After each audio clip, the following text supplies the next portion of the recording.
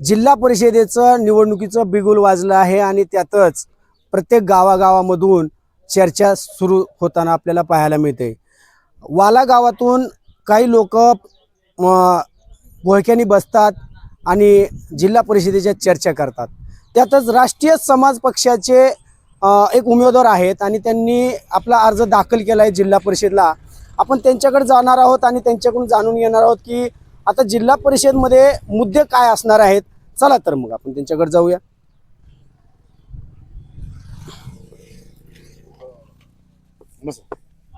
नमस्कार। नमस्कार। आपला उमेदवार राष्ट्रीय समाज पक्षाचा जिल्हा परिषदला उभा आहे। काय एकंदरीत या निवडणुकीचे मुद्दे काय असणार आहेत? मी प्रथम समाजाचा परिचय करून देतो। मी गजानन बापू सोलंकर, माझा मूळ गाव वाला आहे। आज वाला या गावामध्ये आल्यानंतर खूप आनंद वाटला की लोकांचा प्रतिसाद बघून, लोकांची भावना बघून, कारण का आजपर्यंत आपण सर्व स्तरातील समाज, प्रत्येक समाजामध्ये आपण या ठिकाणी लोकांची कामं केलेली आहेत। तहसीलमध्ये असू द्या, पंचायत समितीमध्ये असू द्या किंवा पोलीस स्टेशनची कामं असू द्या, या ठिकाणी त्याचा मोबदला म्हणून आज कुठल्या ना कुठल्या मार्गाने समाजाची काम देणं असते। त्यासाठी मी स्वतः राष्ट्रीय समाज पक्षाकडून वालवड जिल्हा परिषद गटामध्ये मी अर्ज दाखल केलेला आहे। तुम्ही अनेक वेळा मी पाहिलं आहे की तुम्ही अनेक आंदोलन करतात, राष्ट्रीय समाज पक्षाचे नेतृत्व करतात। जानकर साहेब तुमच्या पाठीशी आहे, याबाबत काय सांगता? मी गेले 2009 पासून एक बार 14-15 वर्षापासून मी समाजाची कामं करत असतो। आतापर्यंत समाजाची कामं करत असताना आंदोलन मी खूप मोठ्या प्रमाणात आंदोलन केले आहेत। माझ्या आंदोलनाची नोंद पण झालेली आहे। आंदोलन असू द्या, रस्ता रोको असू द्या, तुम्ही धरणे आंदोलन असू द्या, तुम्ही दूधवाढी संदर्भात आंदोलन असू द्या किंवा ऊसाच्या संदर्भात आंदोलन असू द्या, रस्त्याच्या संदर्भात आंदोलन असू द्या, या ठिकाणी जवळ आणि समाजामध्ये कामं करत असताना जो आजपर्यंत समाजासाठी मी 6 केसेस माझ्यावर आजही चालू आहे। तुम्हाला सांगतो तुमच्या माध्यमातून, कारण समाजाची कामं करत असताना पोलीस डिपार्टमेंटकडून सहकार्य होतं, परंतु त्या ठिकाणी आमच्यावर आज रोजी 6 गुन्हे दाखल आहेत। म्हणजे या रस्ता रोकोचे, आंदोलनाचे आणि समाजाची आरक्षण संदर्भात असू द्या, म्हणजे मराठा समाजा आरक्षण असू द्या किंवा सोबत धनगर समाजाचं आरक्षण असू द्या, यासाठी आम्ही वेळोवेळी या ठिकाणी शासन दरबारी पाठपुरावा केलेला आहे। त्या असं पाहिलं जाते की अनेक आंदोलन तुमच्या पक्षाकडून केले जातात, तुम्हीही करतात, परंतु इतर नेते कुठं आंदोलनात दिसत नाहीत। मग एकंदरीत तुमच्या या निवडणुकीमध्ये मुख्य मुद्दे जास्त तुम्हाला कुठले वाटतात? मला माझ्या सर्व नागरिकांना सांगायचं आहे की आजपर्यंत आपण आज बघतो आपण सध्या उमेदवार बघत असताना उमेदवार फक्त कधी शिवाच्या बाहेर न गेलेले उमेदवार आज मी आपण बघायला ध्यानात ठेवा। कारण का जर तुम्ही मला एकच सांगा की कुठल्याही आंदोलनामध्ये जे काय आपले उमेदवार उभा आहेत, जे त्यांचं फक्त एक मला फोटो दाखवा, मी तिथून माघार घ्यायला ध्यानात ठेवा।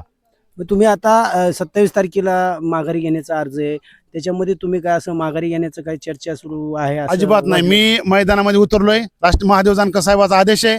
आमच्या पूर्ण राष्ट्रीय समाज पक्षाची पूर्ण टीम आहे आमच्या पाठीशी। आणि माझा सगळ्यात महत्त्वाचा मुद्दा, माझ्या गावातील जो माझा समाज बांधव आहे आणि माझे मित्र परिवार आहे, माझे आतापर्यंत मी समाजामध्ये, गावामध्ये चांगल्या पद्धतीने कामं केली आहेत। मग रस्त्या हे तुमचा चिंचपूर तो आणा रस्ता आहे, मी ह्या रस्त्याचा वारंवार पाठपुरावा केला आहे, मला सांगतो तुमच्या शासन दरबारी, परंतु आजही तो थोडा रस्ता मार्गे लागण्याचं काम चालू झालेला आहे। आता पाहिलं तर म्हणजे तुम्ही मुद्दा धरून आणि विकासाची कामं धरूनच निवडणूक लढणार असं म्हणावं लागेल? मी 100%, कारण का माझं व्हिजनच असं आहे की सर्वात महत्त्वाचा मुद्दा रस्ते असू द्या, जिल्हा परिषदेची कामं जे काय आहेत, कारण जिल्हा परिषदेची कामं करणं का लोकांपर्यंत आज काम भरपूर असतात, परंतु कामं केली जात नाही, ते टेंडरद्वारे विकली जातात।